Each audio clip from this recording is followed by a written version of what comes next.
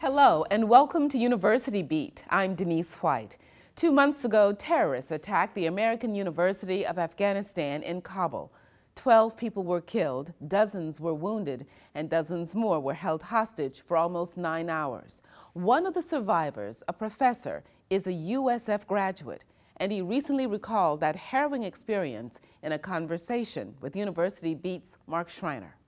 On August 24, 2016, American University of Afghanistan professor Raj Chandarlapaty had just started teaching his second class of the day when his life changed. I saw a big explosion in the yard outside of Bayat building, and we immediately got up and got out of the room and went to the room on the farthest left of the second floor.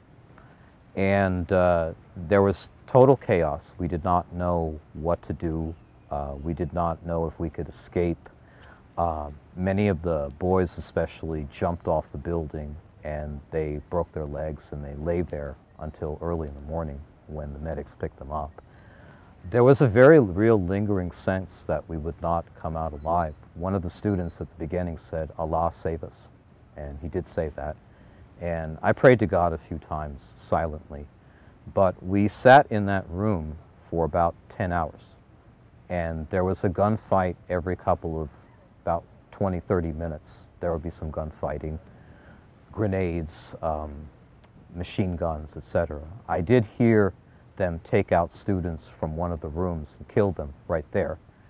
And there were other students that tried to escape and they killed them too. Compounding Chandarlapaty's concerns was that his wife also taught at AUAF. While she quickly escaped, he did not know that. I'm not a person with a good understanding of death. And I asked myself at 46, are you ready to die? And then I said, well, you don't have any choice. Have you lived your life as you wish you would have lived it? And I said, yes. Have you accomplished the things you needed to? Yes. But I was very torn apart because I couldn't tell my wife my thoughts at that moment. Around 2:30 the next morning, Afghan special forces raided the building and killed the attackers. Chandarlapaty and the students finally exited the room they had been trapped in. There was blood everywhere. There was broken glass everywhere. There were people who died that they had carried off in the stretchers and so on. Chandarlapaty has remained close to his faculty advisor at USF, English professor Phillips, who waited for word about his friend. Approximately 24 hours until I heard from him. I didn't know if he was alive or dead. And the longer it took for me to hear from him, I thought he might be dead.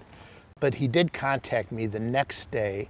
He was trapped in his classroom for a long, long time. He did contact me the next day. He both called me and emailed me telling me that he and his wife were safe, and he basically gave me a short synopsis of what had happened.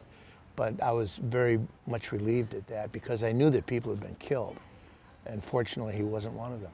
During the 4 years Chandarlapaty had worked at AUAF, there had been signs that such danger was possible, including the kidnapping of 2 professors 2 weeks before the August attack. However, even with the warnings, Chandarlapaty still has harsh words for American University officials. But I believe that the security was caught sleeping on this one. They were just not prepared to field a full-scale terrorist attack with 700 students at the mercy of the forces. And that shows a high degree of irresponsibility on the part of this administration. While Chandarlapaty suffered no physical injuries in the attack, the mental scars are harder to deal with.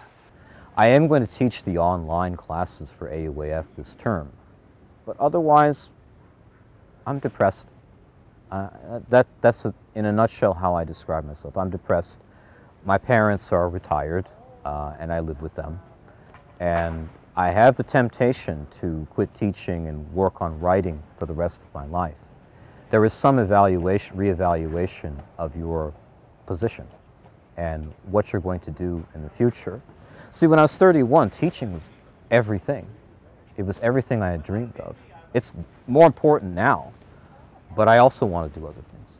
Yet Chandarlapaty still draws inspiration from his students at AUAF, young people who wanted to learn even while being pressured to follow the path of the Taliban. I know that they had an impact on my life, And I know that I found that most of them were not fundamentalists. They're not freaks. They're not crazy. They have been stamped into that life because they don't feel that they have choices like the Americans have choices. Always appreciate the choices that you have. For University Beats, I'm Mark Schreiner.